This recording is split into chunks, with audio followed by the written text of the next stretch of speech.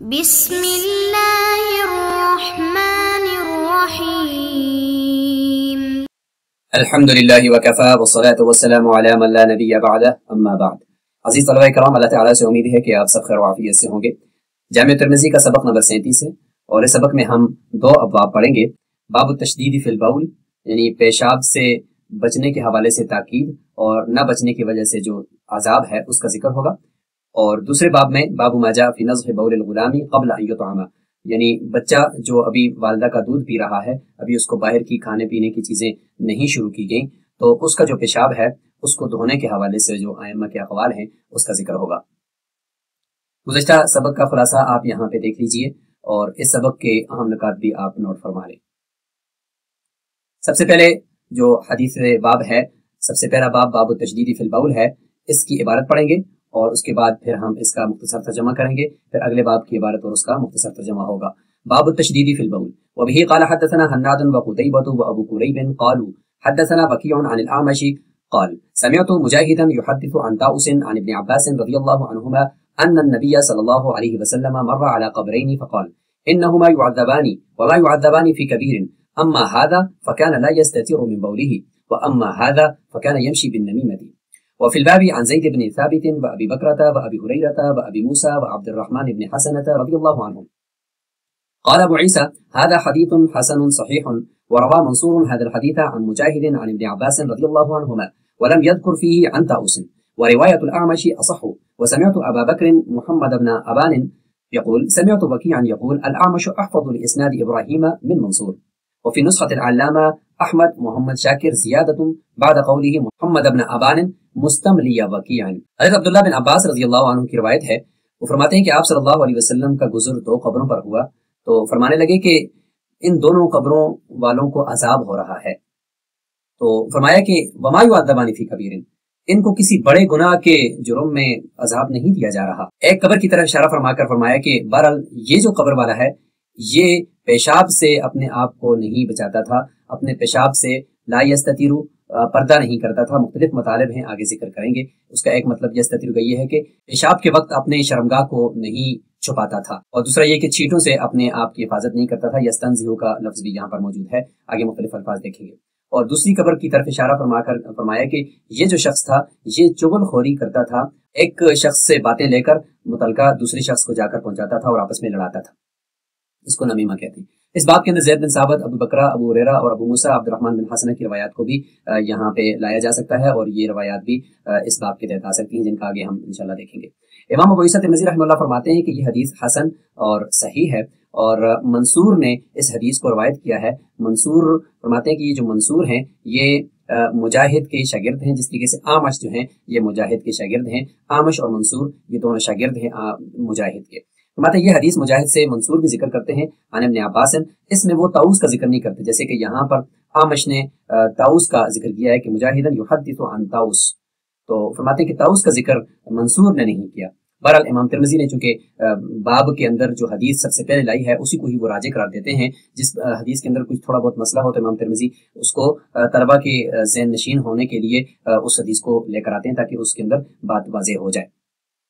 تو فرماتے ہیں کہ جو اعمش کی روایت ہے یہ والی یہ اصح ہے جس میں طاووس کا ذکر ہے، اور آگے ایک دلیل بھی دے رہے ہیں جو اتنی متعلقہ نہیں ہے اس بات کے ساتھ کہ میں نے ابو بکر محمد بن ابان کو سنا، اور ایک نسخہ جو علامہ احمد محمد شاکر کا ترمذی والا نسخہ ہے اس میں محمد ابان کے بعد مستملیہ وکیع، یعنی وکیع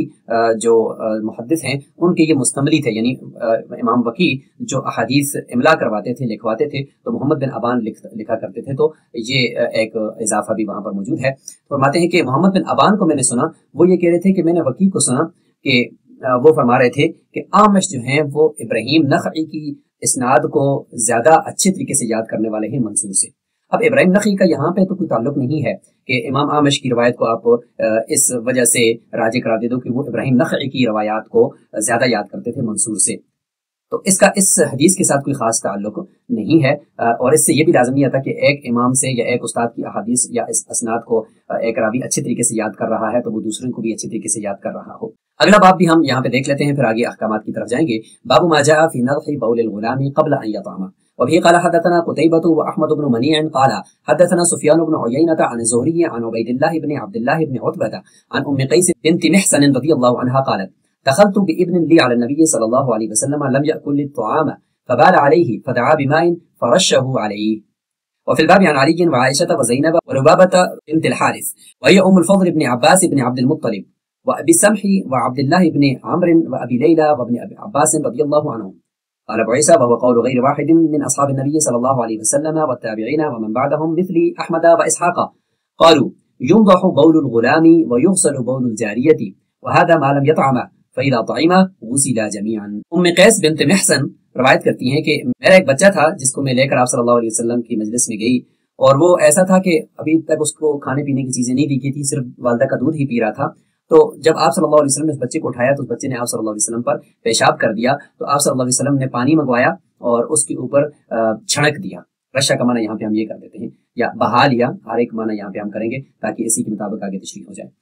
فرماتے ہیں کہ اس باب میں ان تمام صحابہ کرام کی روایات کو بھی لایا جا سکتا ہے. لبابہ بنت حارث کے بارے میں فرمایا کہ ان کی روایت بھی یہاں پہ لائی جا سکتی ہے. اور یہ کون ہے؟ فرماتے ہیں یہ ام الفضل بن عباس بن عبد المطلب. حضرت عباس رضی اللہ عنہ جو آپ صلی اللہ علیہ وسلم کے چچا ہیں ان کی صاحبزادی ہیں اور آپ صلی اللہ علیہ وسلم کی چچا زاد ہیں. اور فرماتے ہیں ابو سامح عبداللہ بن عمر ابی لیلہ اور ابن عباس کی روایات کو بھی لایا جا سکتا ہے. امام ابو عیسیٰ ترمذی فرماتے ہیں کہ صحابہ کرام اور تابعین میں سے اکثر کا یہ قول ہے، اور اس کے بعد کے جو تبع تابعین اور فقہا ہیں ان کا بھی یہ قول ہے، جیسے کہ احمد اور امام اسحاق کا بھی. وہ فرماتے ہیں کہ بچے کا جو پیشاب ہے، بچہ اور بچی، اس میں فرق کیا جا رہا ہے کہ بچے کا جو پیشاب ہے اس کو تو نزح کیا جائے گا. اب نزح کا معنی ابن عباس اور امام شافعی رحمہ اللہ کا کے نزدیک یہ لیا گیا ہے کہ صرف اتنا پانی چھڑکا جائے گا کہ نیچے اس میں پیشاب والا جو حصہ ہے اس کو گھیر لے، نچوڑنا کوئی لازمی نہیں ہے، اور پانی وہاں پہ کپڑے سے گر کر نیچے اس کا ٹپکنا لازمی نہیں ہے بچے کے پیشاب کو. اور بچی جو ہے اس کے پیشاب کو باقاعدہ سے اچھی طریقے سے دھونا ہی پڑے گا. اور یہ اس وقت ہے کہ جب یہ دونوں کھانا انہوں نے ابھی نہ شروع کیا ہو، اور اگر انہوں نے کھانا شروع کر دیا ہے تو پھر اس صورت میں دونوں کے پیشاب کو بدستور اسی ترتیب سے دھویا جائے گا. اور دونوں ابواب کی احادیث کے جو راوی ہیں ان کو دیکھتے ہیں. طاؤس بن کیسان الیمانی ابی عبد الرحمن الحمیری ہیں، اور ان کا نام ایک ذکوان بھی بتایا گیا ہے، اور طاؤس ان کا یہ لقب ذکر کیا گیا ہے. دوسرے باب میں ام قیس بنت محسن ہے، تو فرماتے کہ ام قیس بنت محسن یہ اخت عکاشہ، یہ حضرت عکاشہ کی بہن ہیں، صحابیہ ہیں اور مشہور ہیں، اور جو سب سے پہلے ہجرت کرنے والی ہیں ان میں سے ان کا شمار ہوتا ہے. حدیث میں ذکر تھا کہ وما يعذبان فی کبیر، اور اس سے پہلے تھا انہما يعذبان. تو دونوں یہاں پہ ہم دیکھیں کہ ایک میں ہے کہ ان کو عذاب ہو رہا ہے، ان کے حسر کے ساتھ ہے، اور آگے یہ کہ ان کو کسی بڑے بات کی وجہ سے عذاب نہیں ہو رہا. تو ان دونوں کے درمیان تھوڑا سا تعارض سمجھ آ رہا ہے کہ ایک میں ہے کہ عذاب ہو رہا ہے اور دوسرے میں ہے کہ عذاب نہیں ہو رہا. تو اس کا جواب یہ ہے کہ اگر ہم سزا کے اعتبار سے اور گناہ کے اعتبار سے ہم دیکھیں تو یہ ایک بڑا جرم ہے، اور اگر ہم دیکھیں کہ اس سے بچنا کتنا آسان تھا تو اس اعتبار سے آپ صلی اللہ علیہ وسلم نے فرمایا کہ اگر بچنے کے اعتبار سے ہم دیکھیں تو یہ کوئی بڑی بات نہیں تھی، پیشاب سے بچ جانا اور چغل خوری سے بچ جانا یہ کوئی اتنا بڑا نہیں تھا. لیکن اب جب اس کے اوپر سزا دی جا رہی ہے تو عقاب اور معصیت کے اعتبار سے یہ بڑے ہیں. اس کے علاوہ اور بھی جوابات دیے گئے. اسی طریقے سے لا یستتر من بولہ، اس کے بارے میں مختلف ائمہ کے اقوال یہاں پہ ذکر کیے گئے ہیں، اور ابن عساکر کے نزدیک یہاں پہ لا یستبرئ ہے، یستتر کی جگہ لا یستبرئ، یعنی استنجا اچھی طریقے سے نہیں کرتا اور پیشاب خشک اچھی طریقے سے نہیں کرتا. اور ایک روایت بدریانی نے بھی ہے کہ وہ ہے کہ لا یستنثر، یعنی اچھے طریقے سے پیشاب کو خشک کرنا، اور نثر یعنی اس کو اچھے طریقے سے صفائی اس کی کرنا، اور اس کو اچھے طریقے سے اس میں سے پیشاب کے جو قطرے پھنسے ہوئے ان کا نکالنا. تو یہ بھی ایک ہے. اور ایک روایت فتح کے اندر لا یتوقع بھی ہے، لا یتوقع کا معنی بچنا بھی ہے، یعنی چھینٹوں سے بچنے کے بارے میں بھی ہے. نمیمہ کو اگر ہم دیکھتے ہیں تو نمیمہ کا معنی ہے کہ غیر کے کلام کو نقل کرنا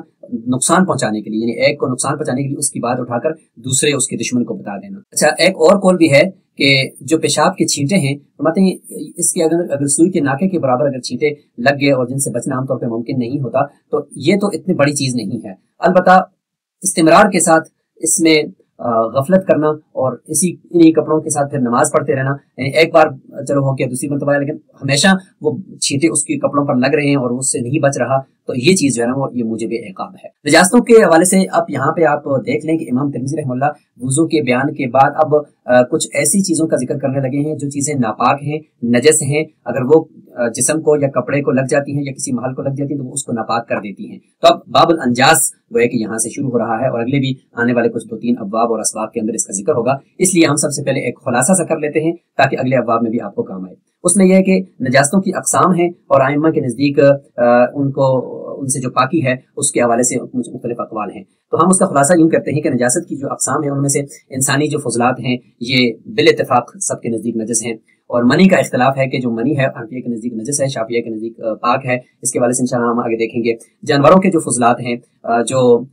حلال جانور ہیں ان کے پیشاب اور ان کا جو گوبر ہے وہ احناف کے نزدیک نجاست خفیفہ ہے، مالکی اور حنابلہ کے نزدیک وہ پاک ہے. اور اسی طریقے سے مردار، اس میں اگر مچھلی اور ٹڈی ہے تو وہ تو حلال ہیں. اور اس کے علاوہ جو جانوروں کا بہتا ہوا خون ہے، جن جانوروں کے اندر بہتا ہوا خون نہیں ہے جیسے مکھی اور مچھر، اس کے مردار کے بارے میں فقہا میں اختلاف ہے. بعض اس کو پاک کہتے ہیں، بعض اس کو بھی ناپاک کہتے ہیں. کتا اور خنزیر، احناف کے نزدیک کتے کا لعاب نجس ہے لیکن کتا نجس العین نہیں ہے خنزیر کی طرح، جبکہ شافعیہ اور حنابلہ اسے نجس العین قرار دیتے ہیں. اور مالکیہ جو ہے وہ کتے کو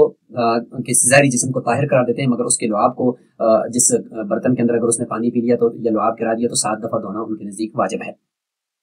اب نجاستوں سے ماحول کو پاک کرنے کے جو طریقے ہیں ان کے بارے میں بھی یہاں پہ ہے کہ کتنی نجاست کپڑے کو یا بدن کو لگ جائے تو وہ معاف ہوتی ہے. اگر اس کے ساتھ نماز پڑھ لی تو نماز ہو جاتی ہے. تو نجاست غلیظہ کا الگ حکم ہے، نجاست خفیفہ کا الگ حکم ہے. نجاست غلیظہ جیسے کہ پیشاب، پاخانہ انسانوں کا، جیسے ہم نے اس کا ذکر کیا، اس طریقے سے شراب نجس العین ہے تو اس کا تو ایک قطرہ بھی ناپاک ہے. لیکن جو دوسرے نجاستیں ابھی ذکر کی، پیشاب اور پاخانہ وغیرہ، حنفیہ کے نزدیک 1 درم یعنی 3 گرام وزن کے اعتبار سے اور جو پھیلاؤ ہے اس اعتبار سے 1 درم سے کم مقدار وہ معاف ہے. 1 درم یا اس سے زیادہ کی پھر معاف نہیں ہے. نجاست خفیفہ یعنی جانوروں کا جو پیشاب ہے یا گوبر وغیرہ ہے، یہ کپڑے یا جسم کی 1/4 حصے تک اگر لگ جائے تو وہ معاف ہے، یا 1/4 سے زیادہ ہو یا تو وہ پھر معاف نہیں ہے. عمومی جو مشقت ہے ان نجاستوں جیسے مچھر کا خون، گلی کا کیچڑ، اس سے بچنا مشکل ہے تو اس کی معمولی مقدار جو ہے وہ بھی معاف ہے. یہ بھی نجاست خفیفہ میں سے ہے. اب پاک کرنے کے طریقے مختلف ذکر کیے گئے ہیں. ان میں سے ایک یہ ہے کہ دھونے کی تعداد کے حوالے سے کہ اگر نجاست سامنے نظر آ رہی ہے تو اس وقت تک دھوئیں جب تک کہ اس کا نشان ختم نہ ہو جائے، جبکہ اگر نجاست نظر نہیں آ رہی، غیر مرئیہ ہے، تو حناف کے نزدیک 3 بار دھو کر بس چھوڑ دیں، وہ پاک ہو جائے گی. مخصوص نجاست کتے اور خنزیر کی نجاست کو شافعی اور حنابلہ کے نزدیک 7 بار دھونا ضروری ہے، جس میں 1 بار مٹی کے ساتھ اس کو مانجنا بھی شامل ہے. نچوڑنے کے حوالے سے حنفیہ کے نزدیک کپڑوں جیسی چیزوں کو ہر بار دھونے کے بعد نچوڑنا ضروری ہے تاکہ نجاست اچھی طریقے سے نکل جائے. اور پانی کا استعمال اگر بہتے ہوئے پانی میں اور بڑی مقدار کے ٹھہرے ہوئے پانی کو جب تک نجاست اس کا رنگ، بو یا ذائقہ نہ بدل دے طاہر سمجھا جاتا ہے.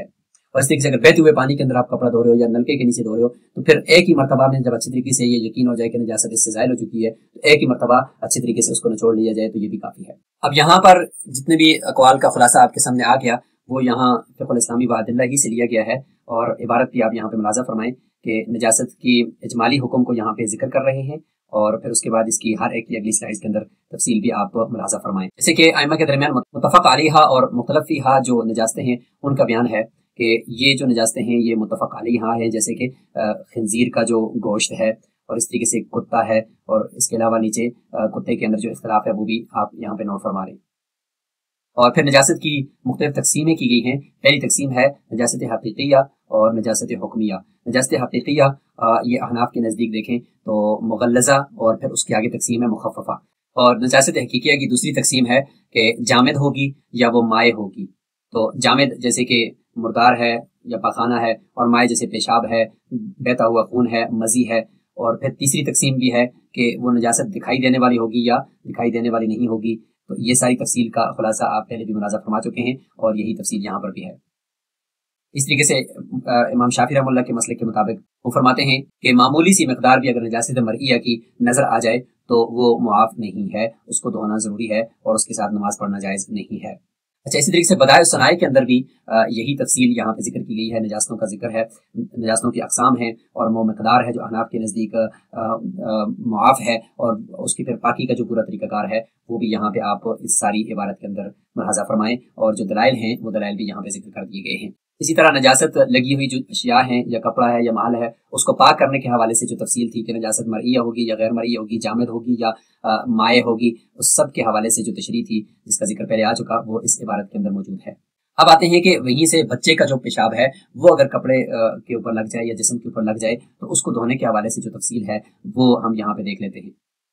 اور ترمذی میں جس طرح تفصیل سے احکامات ذکر ہو گئے تو یہاں پر بھی اسی کی ہی مختصر سی تشریح یہاں پہ آپ ملاحظہ فرمائیں. اور مکمل اگر ہم اس کی تفصیل دیکھتے ہیں تو وہ معارف السنن سے یہاں پر دیکھتے ہیں کہ تمام مذاہب اربع اس بات پر متفق ہیں کہ بچے کا پیشاب نجس ہے، لیکن وہ اس کے پاک کرنے کے طریقے میں اختلاف رکھتے ہیں. اس بحث میں 3 عام فقہی جو آراء ہیں وہ پائی جاتی ہیں۔ پہلی رائے امام شافعی، امام احمد، امام اسحاق اور مالکیہ میں سے ابن وہب کا موقف ہے کہ صرف اس بچے کے پیشاب پر پانی کا چھڑکاؤ، یعنی جس کو نزخ کہا گیا ہے، وہ کافی ہے جس نے ابھی کھانا شروع نہیں کیا، جبکہ بچی کے پیشاب کے لیے کپڑے کو دھونا لازم ہے۔ دوسری رائے امام ابو حنیفہ، امام مالک اور سفیان ثوری کے نزدیک لڑکے اور لڑکی دونوں کے پیشاب کو دھونا ضروری ہے اور صرف چھڑکاؤ کافی نہیں ہے۔ تیسری رائے یہاں پہ ذکر کی گئی ہے وہ یہ ہے کہ امام اوزاعی اور بعض دیگر فقہا کا موقف ہے کہ لڑکے اور لڑکی دونوں کے پیشاب پر صرف چھڑکاؤ کر دینا کافی ہے۔ احناف کے نزدیک بھی اس مسئلے میں ایک قسم کی آسانی ہے، جیسے کہ امام محمد نے اپنی موطا میں ذکر کیا ہے کہ جس بچے نے ابھی کھانا شروع نہ کیا ہو اس کے پیشاب پر پانی کا چھڑکاؤ کافی ہے، اگرچہ دھونا زیادہ بہتر ہے۔ اس سے یہ معلوم ہوتا ہے کہ احناف کے ہاں بھی اس میں ایک گنا تخفیف موجود ہے۔ شافعیہ کے نزدیک چھڑکاؤ یعنی نزح کے دو مفہوم ہیں۔ ایک رائے کے مطابق پانی سے اتنا ڈبو دینا کہ جس کا لفظ یہاں پہ غمر کہا گیا ہے کہ اگر نچوڑا جائے تو پانی بے شک نہ نکلے، اور دوسری رائے کے مطابق پانی کی اس قدر کثرت ہو کہ وہ بہنے کے قریب نہ ہو۔ اس کی وجہ کیا ہے؟ تو اس کی وجہ یہ ہے کہ لڑکے کو اٹھانے کی عادت زیادہ ہے، مجلس میں بھی اس کو لایا جا سکتا ہے جیسے حدیث باب میں بھی ہے، جس کی وجہ سے یہ عموم بلوہ کا مسئلہ ہے، اور اس کے پیشاب میں خباثت کم ہوتی ہے، یعنی خباثت کا مطلب یہ کہ اس کے پیشاب سے بدبو وہ کم آتی ہے، اور بچی کے پیشاب سے بو جو ہے وہ زیادہ آتی ہے، اس لیے اس کو اچھی طریقے سے دھونے کا ذکر ہے۔ اس طریقے سے دوسری رائے امام ابو حنیفہ اور امام مالک کی ہے کہ لڑکے اور لڑکی دونوں کے پیشاب کو دھونا ضروری ہے، لیکن اس میں تخفیف لڑکے کے پیشاب کو دی گئی ہے۔ تیسری اور کمزور رائے یہ ہے کہ دونوں کے لیے صرف چھڑکاؤ کافی ہے۔ احناف میں بھی امام محمد کا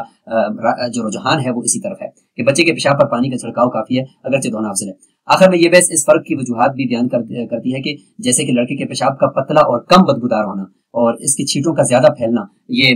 بچی کے پیشاب کو اگر ہم دیکھتے ہیں تو اس کا جو مخرج ہے وہ زیادہ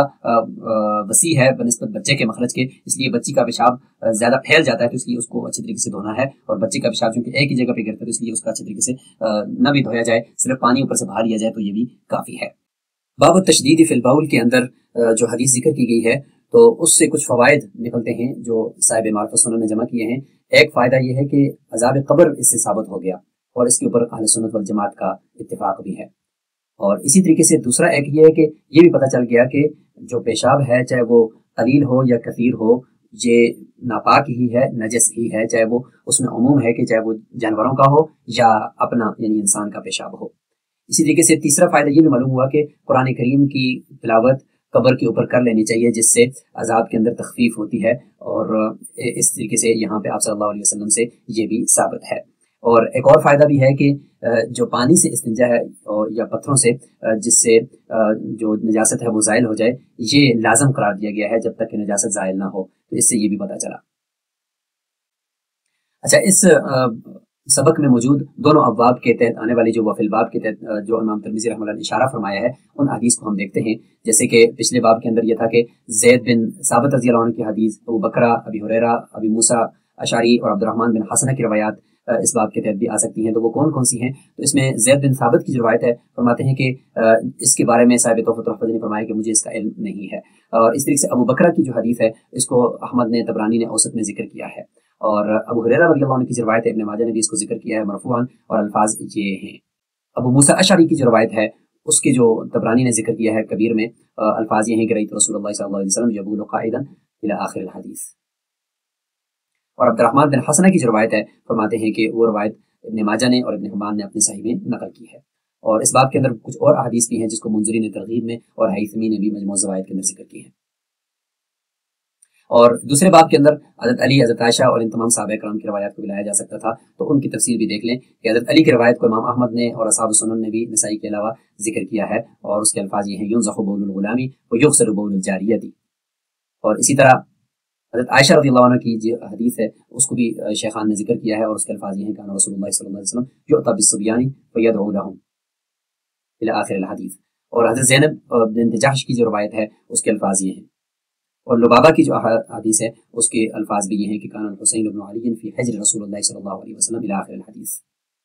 اسی طرح اگر ہم دیکھتے ہیں ابی سمح کی جو روایت ہے یہ ابو داؤد میں اور نسائی میں، ابن ماجہ کے اندر موجود ہے، اور کنت اختم النبی صلی اللہ علیہ وسلم الی آخر الحدیث، یہ کے الفاظ ہیں، اس میں ہے یغسل من بول الجاریۃ ویرش من بول الغلام۔ اور عبداللہ بن عمر کی جو روایت ہے وہ ان نبی صلی اللہ علیہ وسلم اوتی بصبی فبال علیہ، ان الفاظ کے ساتھ ہے۔ ابو لیلہ کی روایت کو طحاوی نے ذکر کیا اپنے شرح معانی الاثار کے اندر۔ حضرت عبداللہ بن عباس رضی اللہ عنہ کو دارقطنی نے ذکر کیا ہے اور ان کی روایت کے الفاظ یہ ہیں اصاب ثوب النبی صلی اللہ علیہ وسلم وجلدہ بول صغیر وهو صغیر فصب علیہ من الماء بقدر ما كان من البول۔ سبق میں موجود جو احادیث کے فوائد ہیں وہ آپ یہاں پہ ملاحظہ فرمائیں۔ حدیث باب کی عصری تطبیق کو بھی آپ ایک نظر دیکھ لیجئے، اور سبق سے متعلق جو یہ سوالات ہیں ان کو اپنے پاس نوٹ فرما لیں تاکہ آپ کو یہ سبق ازبر ہو جائے، اور ان کے جوابات آپ کمنٹ باکس کے اندر دیجیے۔ اسی کے ساتھ یہ سبق کا آخر میں خلاصہ اور یہ سبق ہمارا مکمل ہوا۔ السلام علیکم ورحمۃ اللہ